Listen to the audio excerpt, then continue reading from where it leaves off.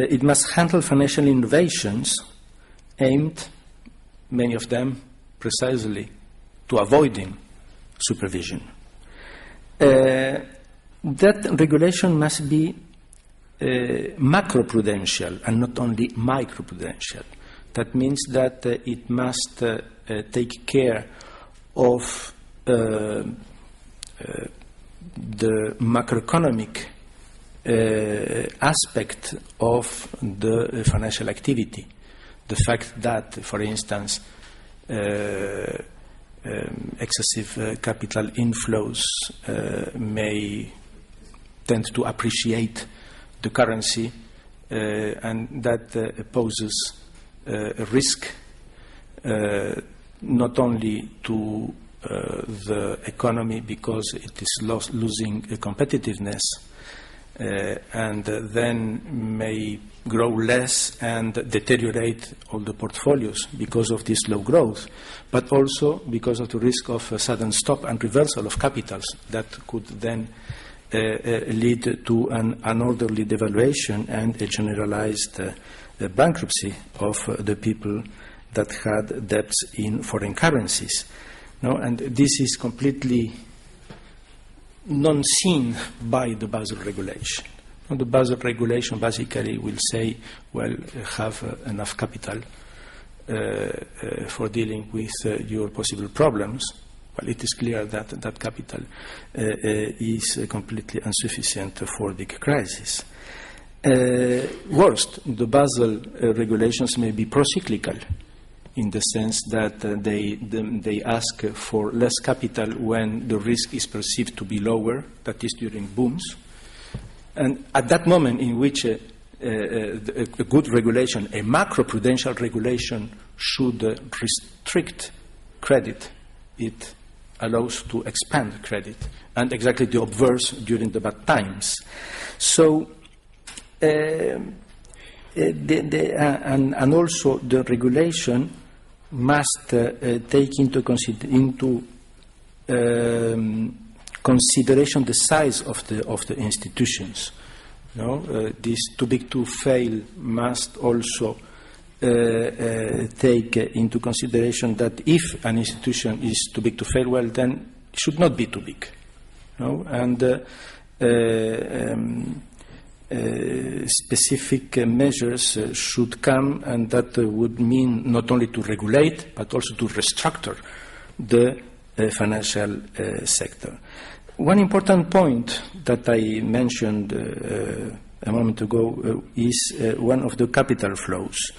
They have been a major factor of instability and crisis since the second half of the 1970s, not the moment of the petrodollar boom and the easy financing by the international banking system. This international availability of financing and the carry trade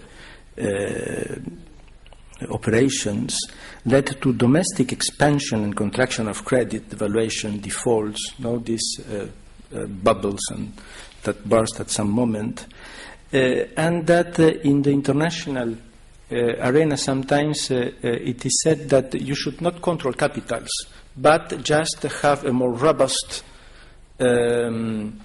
macroeconomy and a deeper financial system in order to absorb these capitals. But this is really non-possible, non-realistic for developing countries. If one sees that Switzerland is not able to cope with these capital inflows at some time, and nobody will say that Switzerland has a problem of an insufficiently deep financial system.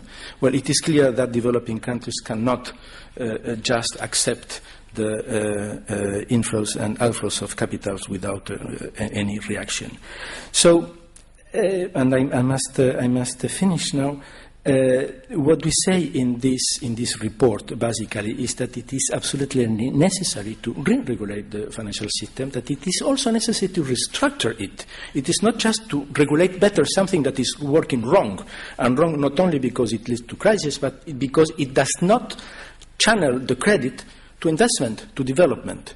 No? We don't want to have a well-regulated system that only finances speculation or consumption or bubbles, real estate and other bubbles. We want then restructuring, not only re-regulation, and this regulation must also take into account the international aspects, capital flows, and these capital flows may also have a response not only at the national level through capital controls, but at the international levels through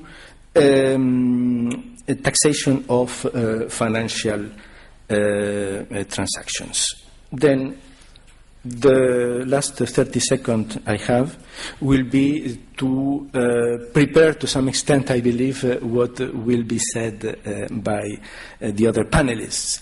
And that is that this necessity to re-regulate, to restructure the financial system and to control the capital flows may be hindered by the commitments many countries have signed in free trade agreements, in bilateral investment treaties, and in the GATS, because these commitments pose barriers to practical ways for re-regulating, for restructuring. Now, I could, if I had 15 more minutes, mention the question of market access limiting the possibility, market access rules in the GATS limiting the possibility for dividing deposit banks and investment banks, the possibility for avoiding too big financial institutions, the too big to fail, that may be against the commitment signed, and also mainly the question of the capital controls. No? A country may not be allowed to use capital controls as a precautionary measure because of these commitments. And of course, there is the role of the IMF, in which it is said that, well, if the IMF says that a country has balance of payment problems, it can resort to capital controls. The problem is that, first, the IMF has not been able to forecast any of the financial crises that happened in the last decades. Then it is not a good judge for saying if there is a balance of payment problems coming. And also, if we must wait for having a balance of payment problems in order to have capital controls, then it is not a precautionary measure. It is too late. Then, well, I think that I tried to convey, what we think in UNCTAD about the need for changing the rules. This need, this perception in UNCTAD is related to the policy space that we think countries must have, to the need of macroeconomic and macroprudential regulation, the need for structural reform, but structural reform of the financial system, for re-regulating. While what happened before in the 90s when the GATS was signed was decided within the perception that financial markets were efficient, they did not need to be that regulated, and the problem of the countries was not too much hot capital but too scarce capital, and then every kind of capital was welcome. Then we are in another era. We saw that these 1990s policies did not work, and the institutionality must be adapted to the real world and not to the obverse. I apologize for the several 30 seconds I took. It was a revolving financial asset. Thank you. It's okay. Thank you very much, Alfredo. It was very important that you could extend those 30 seconds to finish the concepts.